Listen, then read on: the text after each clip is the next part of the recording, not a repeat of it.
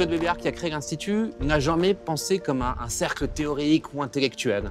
C'est pour ça d'ailleurs qu'il a voulu que ce soit d'abord et avant tout des entreprises, des entrepreneurs qui soient à la base, au fondement, qui soient présents dans l'Institut de façon récurrente, de façon, j'allais dire, hebdomadaire tout au long de l'année, pour porter des idées, pour porter effectivement des propositions.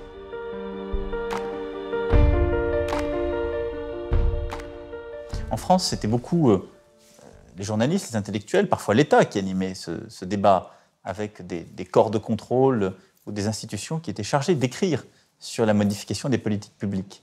Et en décidant de créer l'Institut Montaigne, il a, on le voit bien, comblé un vide du paysage, qui est d'avoir d'abord une orientation un peu différente, peut-être plus internationale, plus liée au secteur privé, plus libre du coup. Ce qui est important, c'est de franchir le Rubicon. Il y a une très grande différence entre tous ceux qui regardent et qui commentent et ceux qui s'engagent. Je préférerais toujours celui qui franchit le Rubicon, qui s'engage, même mal, même insuffisamment, à celui qui, très intelligemment, sur le bord du chemin, reste et regarde les autres passer. C'est un think tank bipartisan qui, depuis le début, s'est donné une mission d'apporter dans le débat public des propositions assises sur une réflexion. Je pense que l'Institut Montaigne est devenu une référence intellectuelle dans le débat politique et économique français. Et c'est une performance parce que la France compte peu d'instituts qui font ce travail et qui ont cette réputation, qui ont cette rigueur. L'Institut Montaigne est un de ces lieux où ce n'est pas honteux d'avoir des idées. Et quand on a des idées, nécessairement, il y a des contradictions, il y a des confrontations d'idées. C'est comme ça que les sociétés sont intelligentes. Les chefs d'entreprise comme nous, l'Institut Montaigne, c'est, j'allais dire, à la fois notre garde-fou, notre aide à réfléchir et à penser l'avenir, et cette espèce de phare qui nous dit regardez à droite, regardez à gauche, regardez devant, regardez ce qui se passe.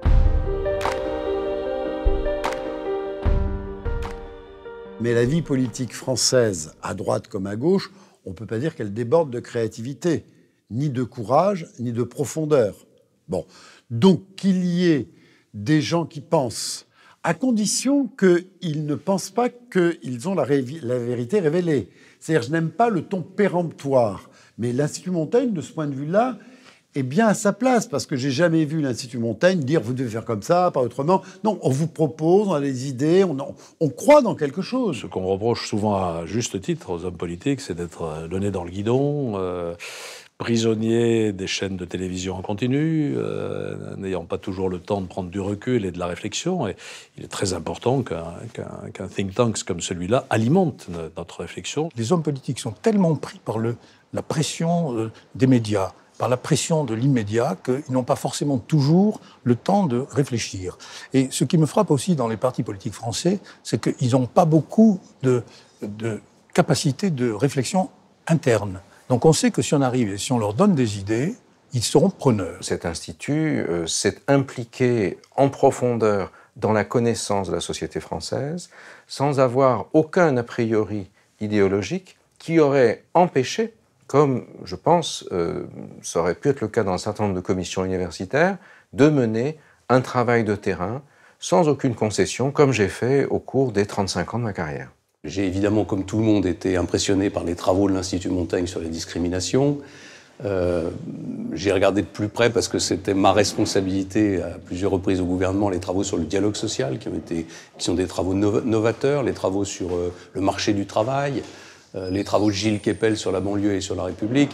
Voilà, c'est vraiment une référence incontournable dans le débat politique et économique français.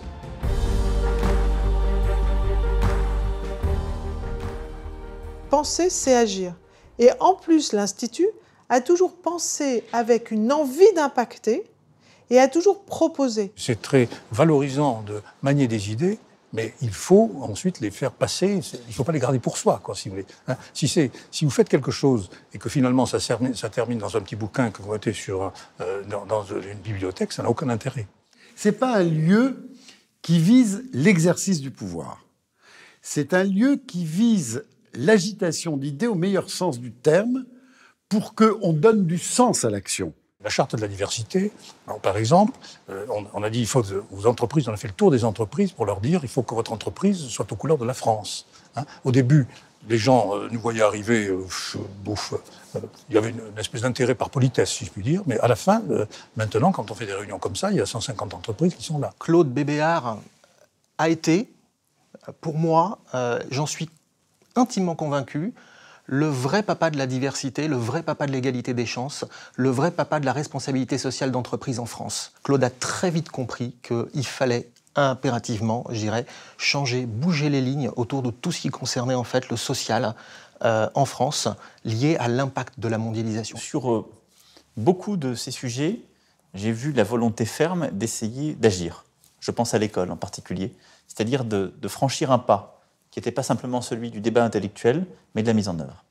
Et s'agissant de l'éducation, moi, ce que je relève d'intéressant dans les expérimentations qui sont conduites par l'Institut depuis quelques années, c'est cet effort fait pour mettre en cohérence les résultats de la recherche scientifique et la pratique pédagogique dans les classes. Qu'un think tank mette les mains dans le cambouis et aille mener des expérimentations et des enquêtes sur le terrain, c'est une très bonne chose et ça donne un impact beaucoup plus fort ensuite aux propositions qu'il porte. On peut se dire que sur de nombreux sujets, portés parfois depuis 15 ans, on est parvenu à avancer. C'est jamais suffisant. Il faut pouvoir avancer plus, il faut pouvoir être plus audacieux, en tout cas que les politiques le soient davantage. Nous, notre rôle, c'est de ne jamais lâcher.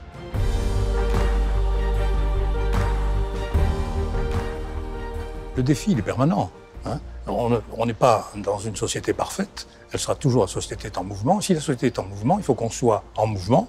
Sinon, on ne sert plus à rien. Dès qu'on est digital, on est international. Puisque dès qu'on a des contenus sur Internet, on ne maîtrise pas si c'est un Charentais ou un Suédois qui va venir les regarder. Je pense qu'il faut d'abord que l'Institut Montaigne continue à contraindre les responsables politiques, et en particulier les candidats aux élections présidentielles à venir, à la rigueur et à la vérité. Le chiffrage des programmes politiques, l'analyse de la faisabilité des mesures, la critique des projets politiques est absolument fondamentale. Il faut que l'Institut accepte d'aller sur des sujets où parfois elle peut se sentir moins à l'aise, mais qui sont très importants. L'immigration, la sécurité, l'identité, la politique culturelle. Tout n'est pas du domaine de l'économique ou du social. Ce qui me semblerait important, c'est que l'Institut Montaigne puisse davantage aujourd'hui se projeter à l'international. On voit bien les quelques grandes questions qui sont devant nous. D'abord, bien sûr, et je ne sais pas si l'Institut Montaigne y a prêté suffisamment attention, peut-être une interrogation que je pose, tout ce qui tourne autour du développement durable, enfin un concept très inclusif aujourd'hui. Quelle nouvelle forme de croissance pour éviter de détruire la planète. Moi, je crois beaucoup à la croissance, je ne crois que très modérément à la décroissance, mais je crois qu'il nous faut inventer une forme de croissance nouvelle. Et l'Institut Montaigne pourrait contribuer à cette réflexion. Ce que je souhaite pour les 15 prochaines années de l'Institut Montaigne, c'est qu'il continue à être toujours là où on ne l'attend pas, dérangeant dans les idées et constant dans l'action. Un think tank, c'est bienvenu. Un do tank, c'est encore mieux. Je pense que la prochaine étape pour Montaigne, grâce à la qualité des équipes, grâce à la qualité du soutien qui lui est apporté par ses membres, ce sera de réfléchir sur des sujets qui seront susceptibles d'avoir une ampleur plus grande que celle du territoire franco-français au sens strict. Je pense sur les problématiques européennes, il va y avoir beaucoup de choses à dire dans les années qui viennent, que le digital est quelque chose qui traverse les frontières classiques que nous connaissons. Alors ça ne veut pas dire que Montaigne doit abandonner ses racines. Il y a toujours beaucoup de choses à faire sur le droit du travail en France, sur la problématique de la dépense publique, sur l'organisation de l'État, sujets sur lesquels Montaigne peut apporter une contribution intéressante et intelligente. Mais je pense qu'élargir un peu et avoir une approche un peu plus internationale permettra à Montaigne de franchir cette étape supplémentaire.